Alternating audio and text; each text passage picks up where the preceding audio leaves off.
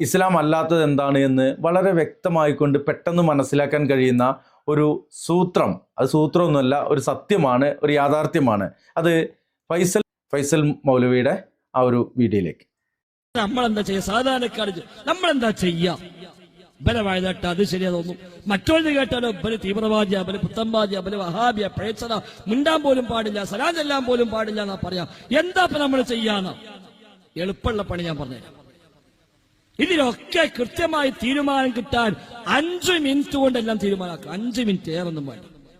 5 minute. രാവിലെ ഉറക്കുന്ന എണീക്കുമ്പോ ആദ്യമായി ചെയ്യുന്ന പ്രാർത്ഥന മുതൽ രാത്രി കിടന്നുറങ്ങുമ്പോ അവസാനം ചൊല്ലുന്ന പ്രാർത്ഥന വരെ ദീനായി എന്തൊക്കെ ചെയ്യുമോ അത് കംപ്ലീറ്റ് ഒരു വെള്ളപ്പേപ്പറിൽ എഴുതാം.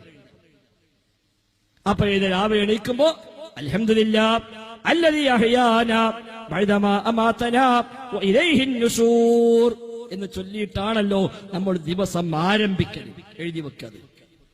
അത് കഴിഞ്ഞ് ബാത്റൂമിൽ കണ്ടു കയറുമ്പോ അല്ലാഹുമ്മ ഇന്നി അഊദു ബിക മിനൽ ഖുബുസി വൽ ഖബായിസ് എഴുതി വെക്കുക. അങ്ങനെ ഓരോന്നും ഒന്നു ചെയ്യുന്നു.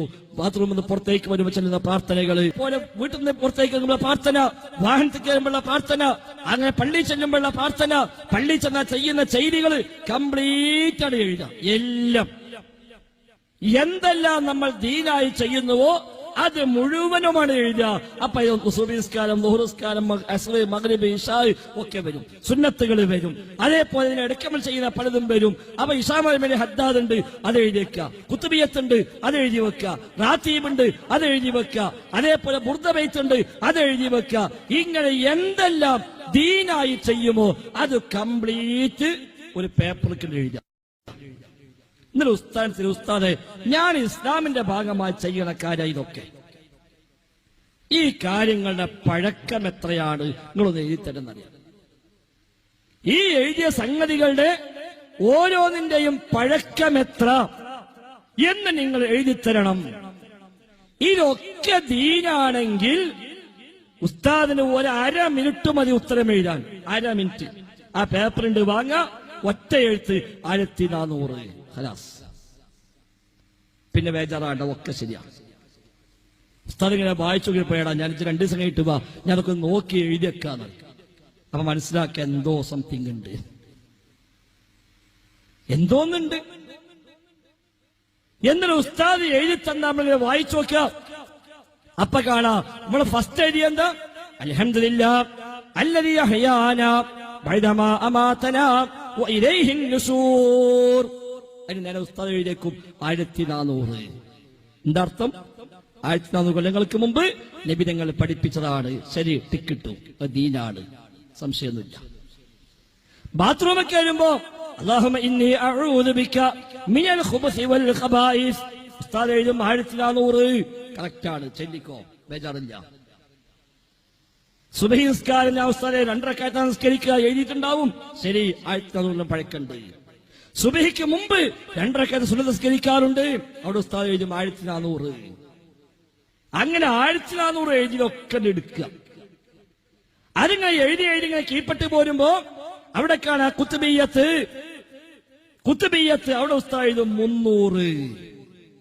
സത്യം പറഞ്ഞ ഉസ്താദാണെങ്കിൽ ഉസ്താദ് എഴുതും കുത്തുബിയ്യത്തിന് നേരെ 300. ഉസ്താദത്തിന് 300. അതാ 300 കൊല്ലം മുമ്പ് തമിഴ്നാട്ടിലെ കായൽ പട്ടണത്ത് കീഴക്കരയിലെ സദഖത്തുല്ലാഹിൽ കാഹിരി എന്നൊരു ഉസ്താദ് ഉണ്ടാക്കിയ കുത്തുബിയ്യത്ത്. അത് വിട്ട ഉസ്താദ് വേണ്ട, അത് വേണ്ട. 1400 കൊല്ലം പഴക്കല് മദീൻ അല്ലാത്ത വേണ്ട. അപ്പൊ കുത്തുബിയ്യത്ത് 400 കൊല്ലം, 300 കൊല്ലം. മുഹിദ്ദീമാല 400 കൊല്ലം. അതേപോലെ ഹദ്ദാദ് 600 കൊല്ലം. നാരിയാസ്ലാത്ത് 600 കൊല്ലം. ബുർദബൈത്ത് 700 കൊല്ലം. അതൊക്കെ ഉസ്താദ് എഴുതും. അപ്പൊ അവിടെ ഇങ്ങനെ വിട്ടത് വേണ്ട വേണ്ട വേണ്ട വേണ്ട. അപ്പൊ ഉസ്താദ് ഞാനൊരു കാര്യം ചെയ്യാം, ഞാനൊരു സുന്നി മുജാഹിദും വിഷയമൊന്നല്ല, ഞാൻ തീരുമാനിച്ചത് 1400 കൊല്ലം പഴക്കമുള്ളതൊക്കെ എടുക്കുക, അതിന് ശേഷമുള്ളതൊക്കെ ഒഴിവാക്കുക തീരുമാനിച്ചിട്ടുണ്ട്. അപ്പൊ നിങ്ങൾ തന്ന ലിസ്റ്റ് പ്രകാരം കുത്തുബേത്ത് ഞാൻ ഒഴിവാക്കി, അത് 300 കൊല്ലേ ഉള്ളൂ. മുഹിദ്ദീന്മാരെ ഒഴിവാക്കി, അത് 400 കൊല്ലേ ആയിട്ടുള്ളൂ. ബുർദബേത്ത് ഒഴിവാക്കി, അത് 700 ആയിട്ടുള്ളൂ. ഹദ്ദാദ് ഒഴിവാക്കി, അത് 600 ആയിട്ടുള്ളൂ. അതേപോലെ ഞാനിയാസ്വത്ത് ഒഴിവാക്കി, അതും 600 ആയിട്ടുള്ളൂ. നബിദിനാഘോഷം ഒഴിവാക്കി, അത് 800 കൊല്ലമേ ആയിട്ടുള്ളൂ. ബാക്കി നിങ്ങൾ എഴുതിയത് 1400 കൊല്ലം ഏതിനൊക്കെ എഴുതിക്കണോ അതൊക്കെ ഞാൻ എടുക്കുകയാണ്. ഉസ്താദ് എന്താണ് വഹാബി ആയോ എന്ന് ചോദിക്കും. ഇതാണ് വഹാബി എന്ന് പറഞ്ഞത്. ഇത് മനുഷ്യന്മാർക്ക് പെട്ടെന്ന് മനസ്സിലാവും. അത് മനസ്സിലാകുന്ന പേടിച്ചിട്ടാണ് വഹാബി പുത്തമ്പാദിയാണ്, പിഴച്ചോനാണ്, മിണ്ടാൻ പാടില്ല, സലാം ചെല്ലാൻ പാടില്ല, നാട്ടിന് ഫിത്തനയാണ്, അവസാനപ്പോ തീവ്രവാദിയാണ്. നഞ്ഞ മനുഷ്യന്മാരുടെ അടുക്കൂതല്ലോ എന്നാ ഉസ്താദ്മാരുടെ വിചാരം. വേണമെങ്കിൽ മനസ്സിലാക്കിക്കോളൂ.